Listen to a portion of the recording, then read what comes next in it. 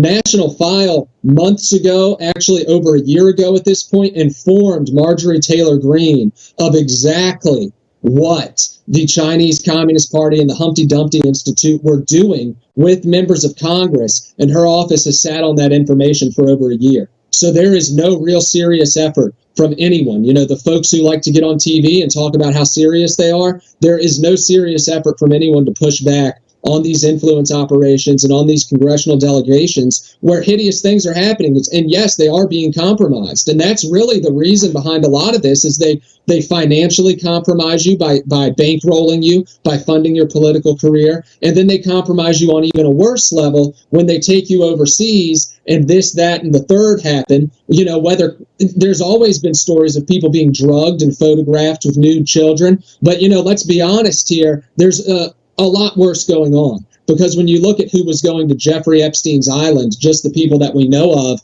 it reads like a roll call in Washington, D.C. And these are the same people that his brother is flying around the world to visit orphanages in Ukraine and Sri Lanka, in places like this where the children are extremely vulnerable. So these pedophile sex operations, they are meant to compromise members of the United States government and of governments from all over the world.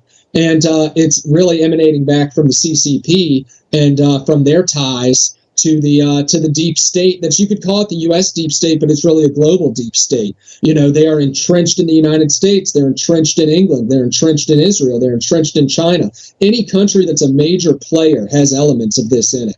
You know, and that's really the big problem here. Is they've become such a force.